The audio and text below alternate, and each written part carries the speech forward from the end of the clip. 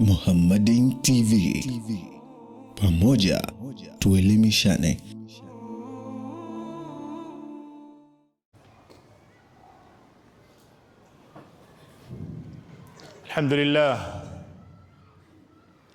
Alhamdulillah ala ihsani wa shukru lahu ala tawfiqihi wa imtinanihi wa ashhadu an la ilaha illa Allah wahdahu la sharika lahu ta'dhiman li shanihi wa ashhadu anna Muhammadan abduhu wa rasuluhu ad-da'i ila ridwanihi sallallahu wa sallama wa baraka alayhi وعلى آله وأصحابه وإخوانه يا أيها الذين آمنوا اتقوا الله حق تقاته ولا تموتن إلا وأنتم مسلمون ثم اعلموا بارك الله فيكم أن أحسن الكلام كلام الله وخير الهدى هدى رسول الله وشر الأمور محدثاتها وكل محدثة بدعة وكل بدعة ضلالة وكل ضلالة في النار أجارني الله وإياكم من البدع والضلال والنار. إلهي لا تعذبني فإني مقر بالذي قد كان مني وكم من زلة لي في الخطايا وأنت علي ذو فضل ومن يظن الناس بي خيرا وإني لشر الناس إن لم تعف عني فاتقوا الله عباد الله واتقوا يوما ترجعون فيه إلى الله ثم توفى كل نفس ما كسبت وهم لا يظلمون. غدا توفى النفوس ما كسبت ويحصد الزارعون ما زرعوا إن أحسنوا أحسنوا لأنفسهم وإن أساءوا فبئس ما صنعوا. أيها المسلمون عباد الله، اعلموا بارك الله فيكم أن هذا الدين دين رحمة وتكافل يربي المسلمين على أن يرحم بعضهم بعضا ويعين بعضهم بعضا. Ndugu zangu katika imani, tambueni kwamba dini ya Uislamu, dini ya Allah azza wa jalla, ni dini ya kuhurumiana, ni dini ya kusaidiana, ni dini ambayo inawalea Waislamu wahurumiane wao kwa wao, wasaidiane wao kwa wao.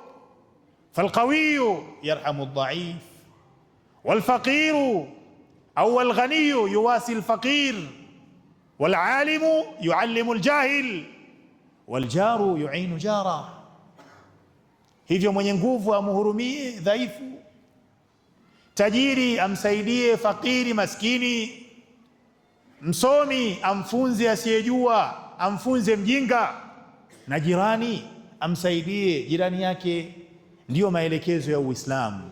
Waqad jamaa an-nabiy sallallahu alayhi wa alihi wa sallam hadha al-ma'na, na Mtume alayhi salatu wassalam ameyakusanya haya niliyoeleza kwenye maneno yake mafupi aliposema مثل المؤمنين في توادهم وتراحمهم وتعاطفهم مثل الجسد الواحد إذا اشتكى منه عضو تداعى له سائر الجسد بالسهر والحمى.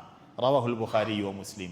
anasema alayhi salatu wassalam, mfano wa waumini katika kupendana kwao, kuhurumiana kwao, ni mfano wa kiwiliwili kimoja. Idha shtaka minhu udhun, kwenye kiwiliwili kimoja, kiungo kimoja kikiumwa, tadaa lahu, mwili mzima unashirikiana na hicho kiungo kimoja, fi sahri wal humma, kwenye kukesha na kwenye kupokea maumivu. Allah azza wa jalla ametuumba katika asili ya kuhitajiana. Aliye nacho anamhitaji asiye nacho, mwenye nguvu anamhitaji dhaifu. Limadha? Lianna alhayata la tathbutu ala watiratin wahida, kwa sababu maisha hayaendelei sana katika hali moja. Falghaniyu qad yaftaqir, hii ni kwa sababu aliyetajiri leo inawezekana kesho akawa fakiri.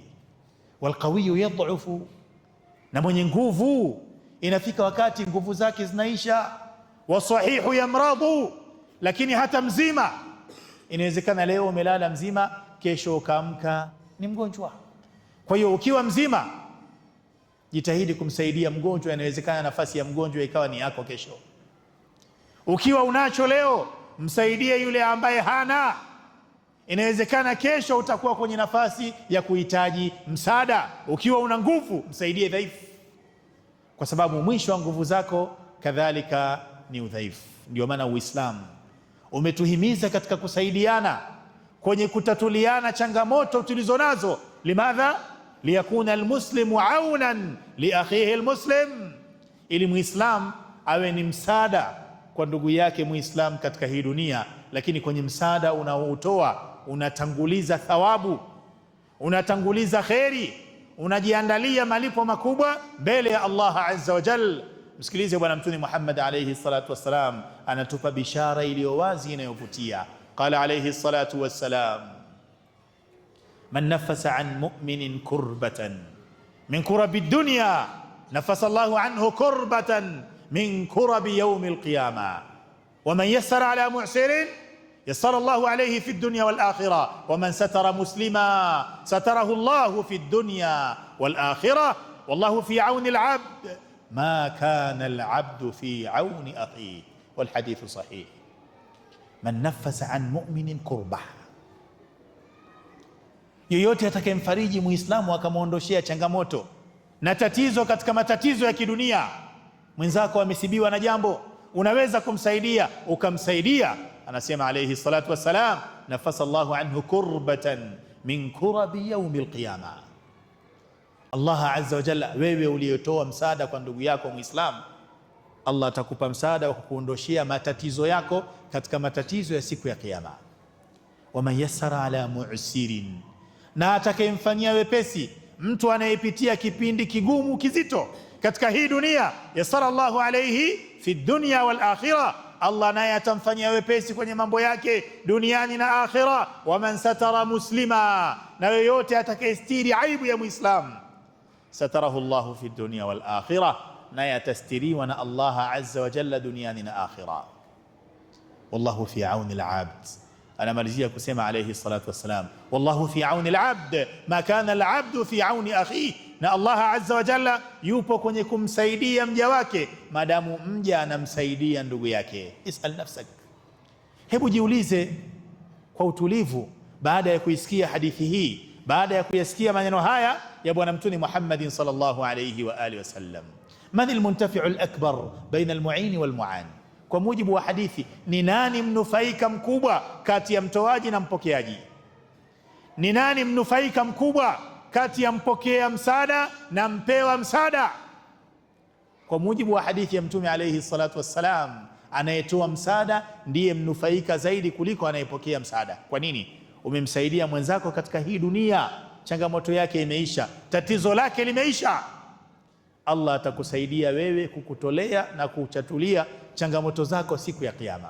Matatizo ya dunia yanaweza kutatuliwa na wengi, kama si wewe ni huyu, lakini matatizo ya siku ya Kiyama hakuna mtatuzi isipokuwa Allah azza wa jalla.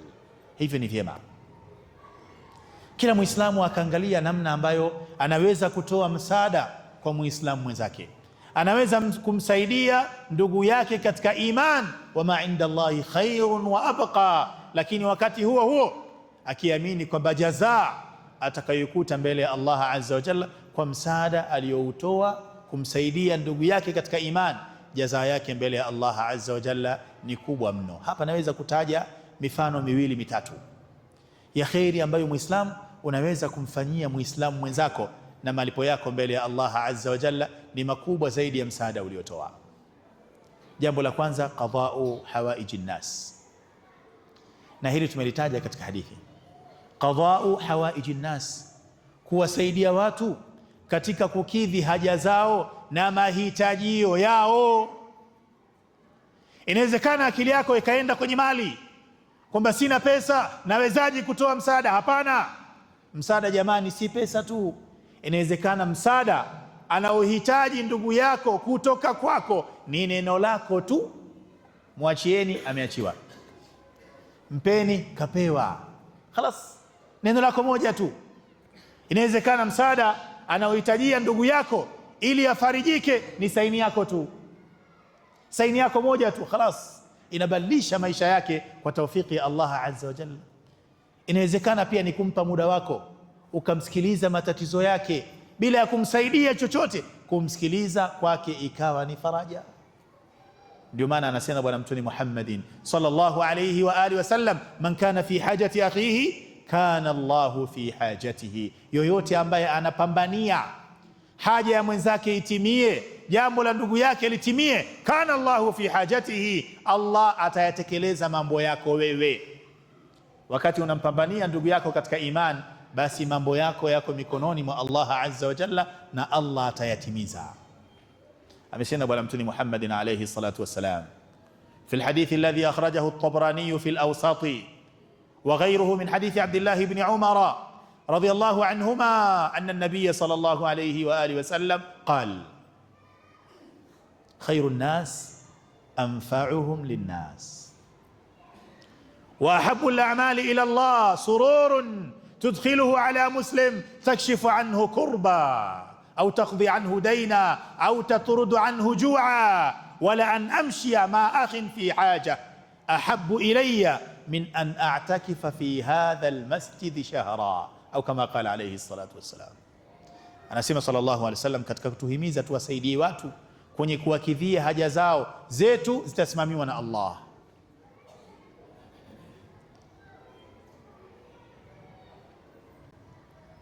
Ahabbu nnasi ila Allah anfa'uhum linnas, miongoni mwa watu ambao wanapendwa mno na Allah azza wa jalla ni wale ambao wanawanufaisha mno waja wa Allah.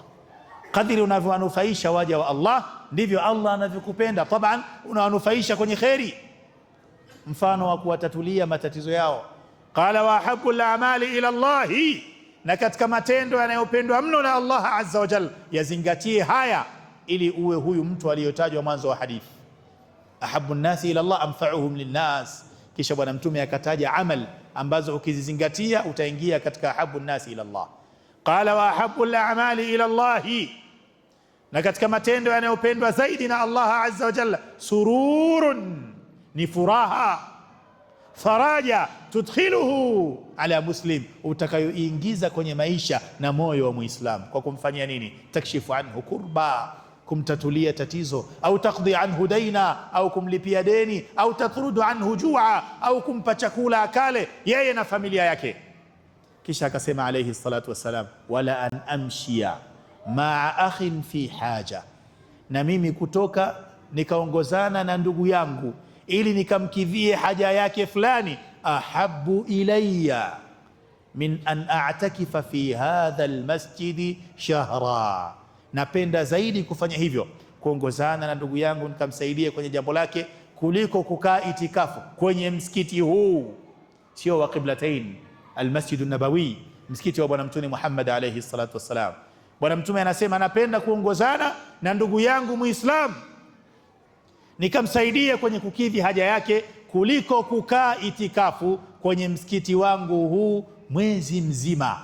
Huyu ni Bwana Mtume Muhammad alayhi salatu wassalam, ndiye yule aliyesema idha kana al-abdu fi hajati akhihi kana Allahu fi hajatihi. Kama unapambania jambo la mwenzako litimie, ndugu yako katika iman, jambo lake lifanikiwe, basi mambo yako yatasimamiwa na Allah azza wa jalla. Allah azza wa jalla atakuongoza. Hii ni fursa ndugu yangu, unaweza ukaitumia kwa mifano niliyoitoa, ukaitumia heshima yako kumkidhia ndugu yako katika iman jambo lake, ukatumia sauti yako, ukatumia haiba yako, ukatumia hadhi yako, ukatumia ulini wako, ukatumia kalamu yako, anta fi khair. Kama Allah amekupa mali ukaitumia kumsaidia ndugu yako, nurun ala nur. Yamkini mali hujapewa, lakini una vingi ulivyopewa, ikiwa ni pamoja na muda ambao unaweza kumwazima ndugu yako katika iman. Katika mambo ya khairi kadhalik ambayo tunaweza tukafanya kuwafanyia ndugu zetu katika iman, adhabu an irdi akhika almuslim, ni kuilinda heshima ya ndugu yako Muislamu. Heshima ya Muislamu ni kitu cha maana sana, si ya kuvunjwa. Ndio maana aliwahi kusema Bwana Mtume Muhammad alayhi salatu wassalam, kullu almuslim ala almuslim haram damuhu wa maluhu wa irduhu bihasbi imri'in min ash-sharr an yahqira akhahu almuslim. Kullu almuslim ala almuslim haram, kila muislam ni haramu kwa muislamu mwenzake. Damuhu, kuimwaga damu yake pasi na haki. Wa maluhu, kuichukua mali yake pasi na haki. Wa irduhu, na kuivunja heshima yake pasi na haki. Inatosha muislamu kuvuna ubaya na kupata madhambi kwa kumdharau ndugu yake muislamu. Ndani ya Qur'an, katika hukumu zilizowekwa ni haddul qadhfi, ni hukumu ya mtu aliyemsingizia mwenzake akamvunjia heshima yake kwa maneno ambayo si haki. Huyu anatandikwa bakora bimuktadha alhukm alislami, kwa mujibu wa hukumu ya Kiislamu. Mfano mzuri ni wale waliovunja heshima ya ummul mu'minin, mama yetu Bi Aisha radhiyallahu ta'ala anha. Walimsema vibaya, wameivunja heshima yake, lakini kadhalika wakaivunja heshima ya Bwana Mtume Muhammadin sallallahu alayhi wa alihi wasallam. Allah akawataja kwamba hao watakuwa na adhabu kali. Innal ladhina yuhibbuna an tashia alfahishatu fil ladhina amanu lahum adhabun alimun fid dunya wal akhirah. Innal ladhina yuhibbuna an tashia alfahisha, hakika wale ambao wanapenda uenee ubaya, uchafu, fil ladhina amanu, kwa wale walioamini. Unamsema muislamu mwenzako na raha yako ni kuona muislamu mwenzako anadhalilika. Iangalie aya vizuri, innal ladhina yuhibbuna an tashia alfahisha, hakika wale ambao wanapenda uchafu usambae, uenee dhidi ya Waislamu. Unamvunjia mtu heshima na raha yako ni kuona yale maneno yako ya kumvunjia heshima yanasambaa zaidi. Allah anasema lahum adhabun alimun fi dunya wal akhirah, watu wenye tabia hiyo wataadhibiwa adhabu kali duniani na akhirah. Waqad qala alayhi salatu wassalam, man radda an irdi akhihi radda Allahu an wajhihi an-nar yawm al-qiyamah, yoyote ambaye ataipambania heshima ya ndugu yake katika imani isivunjwe, Allah ataulinda uso wake usiguswe na moto siku ya Kiyama. Angalia dunia jinsi ilivyokaa kinyume nyume. Maneno yanayosambaa kwa kasi na yanayopendwa yenye komenti nyingi ni yale ya kuvunja heshima za watu. Fulani kafanya hivi, amekwenda huku, amefanya kule, kakosea hivi, kaharibu hiki. Watu wanapenda sana hayo maneno, na wengine wanasubiri muendelezo. Imetoka episodi ya kwanza, ya pili shekhe atasemwaje, ya tatu atasemwaje, ya nne atasemwaje, na wanaulizana ya tatu imetoka, mimi niliishia kwenye ya pili bana. Ni ndugu yako katika imani huyu anayesemwa, ambaye aibu zake zinafichuliwa, na wewe ndio unapata furaha na amani. Alikuwa anajifanya mwamba sana yule, kapata kiboko yake, na wewe siku yako itafika. Ndio maana tunarudi kwenye hadithi ya Bwana Mtume Muhammad alayhi salatu wassalam, wa man satara muslima. Haina maana kuwa muislamu hakosei, anakosea, naye ni binadamu, lakini lazima tustiriane, tupeane nasaha. laula idh sami'tumuhu qultum ma yakunu lana an natakallama bihadha subhanaka hadha buhtanun adhim. Muislamu mwenzako anaposemwa vibaya, anapotajwa vibaya, jizuie. Haya ni maneno ya Allah kuhusiana na heshima ya Bi Aisha radhiyallahu ta'ala anha. Anawaambia masahaba, laula idh sami'tumuhu qultum ma yakunu lana an natakallama bihadha, ingekuwa vyema zaidi mliposikia hizi tuhuma mzipuuze. Nyinyi si wa kudakia haya maneno, si yenu. Muislamu damu yake ina heshima. Muislamu heshima yake inatakiwa itunzwe, iheshimiwe. Ni wangapi kati yetu kwa masikitiko makubwa wanafurahia, wachilia mbali kushiriki, wanafurahia kumuona ndugu yao katika imani anafedheheka kwenye masikio ya watu, anaaibika kwenye macho ya watu. Inawezekana kweli alichokifanya ni kweli, lakini si kila kweli inatangazwa, si kila haki inasemwa. Ndugu yako ambaye unamjua ni mtu wa kheri, kweli kuteleza kwenye moja au mbili, na wewe ndio udakie, uwashe mwenge, ukimbize dunia nzima. Mna habari hatuna, fulani faala kadha wa faala kadha wa faala kadha wa faala kadha. Ndugu yako katika imani unamfedhehesha. Kuffa alayka hadha. aqulu ma tasma'un wa astaghfirullah li wa lakum.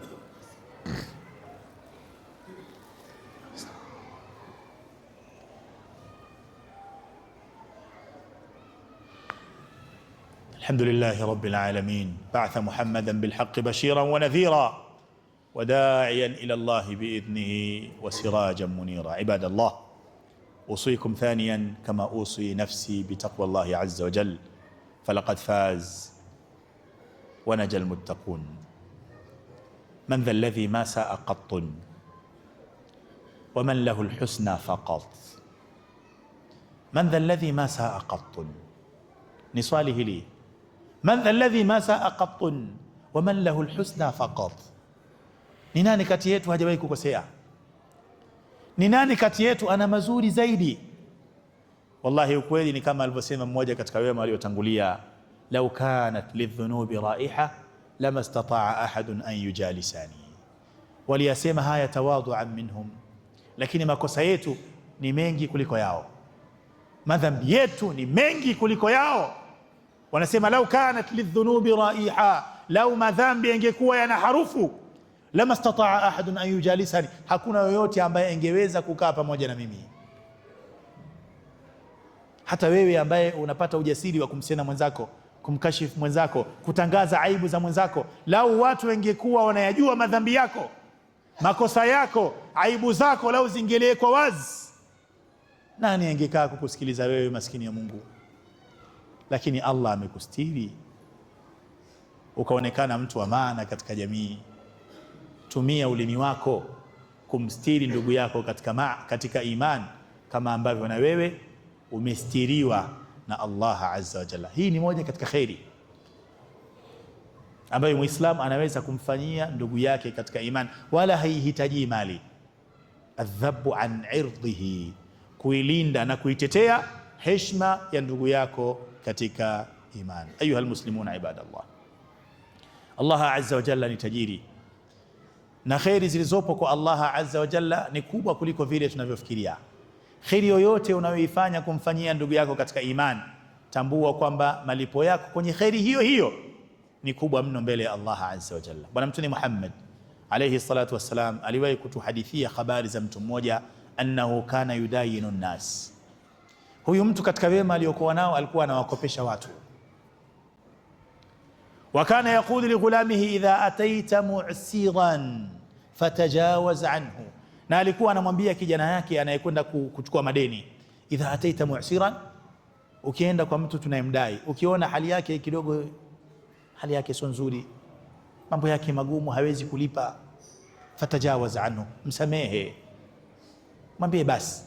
Na kumsamehe huku ima kwa kumsamehe kabisa au kumuongezea muda. Zimefika tarehe za kulipa, bado hawezi kulipa, mwambie utalipa mwezi ujao, wala usimkazie, au mwambie nimemsamehe kabisa.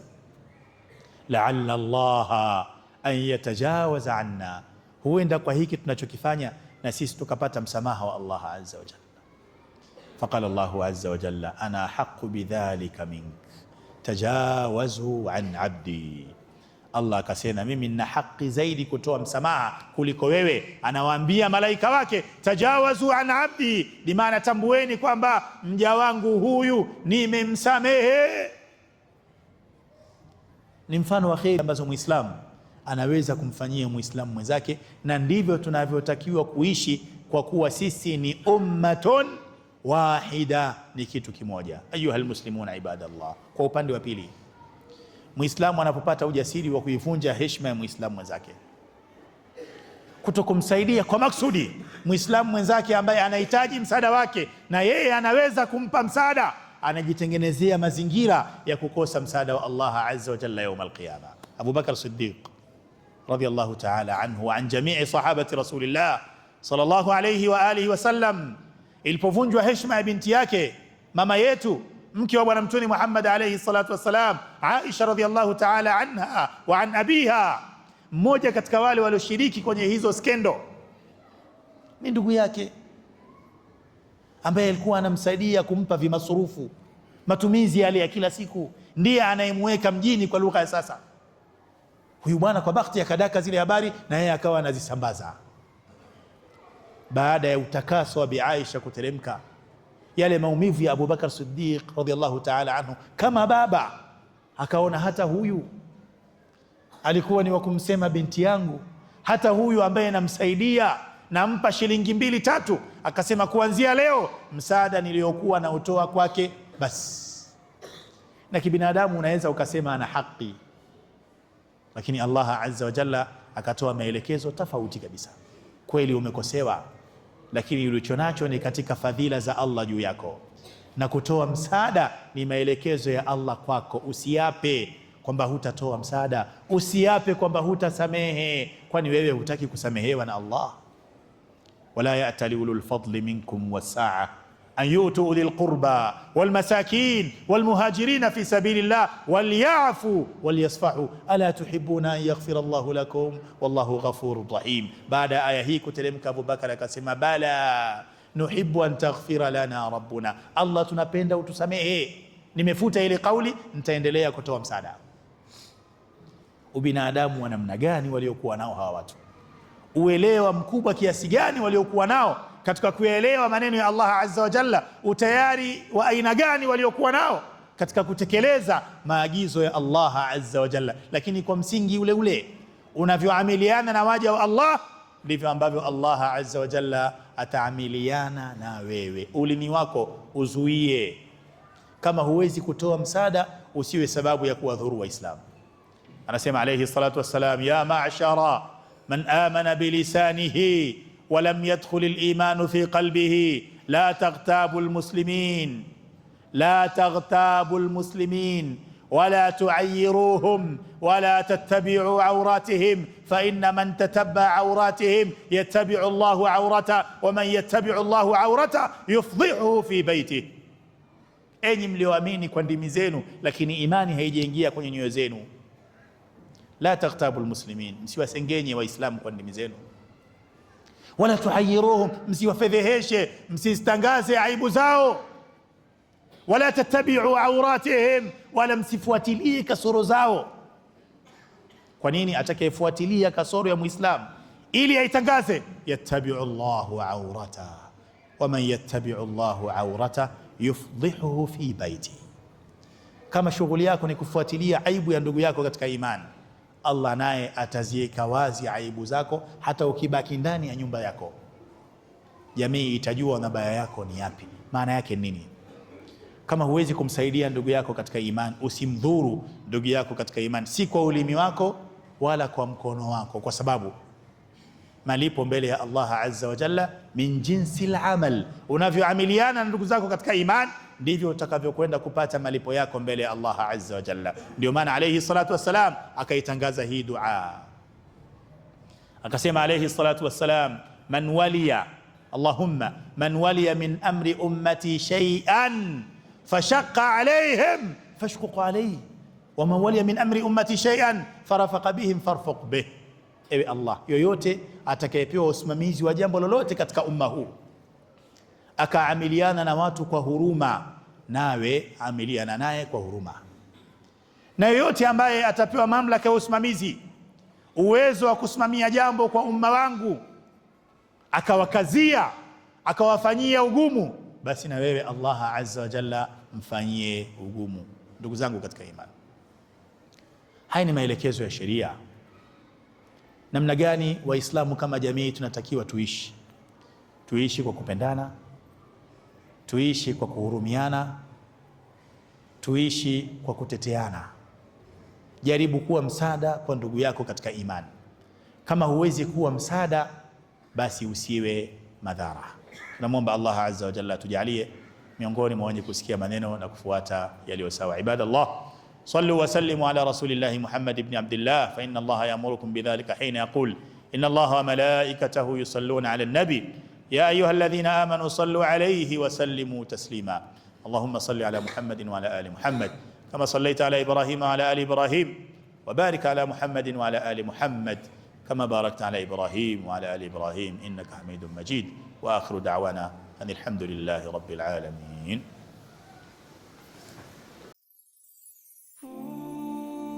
Muhammadin TV, pamoja tuelimishane.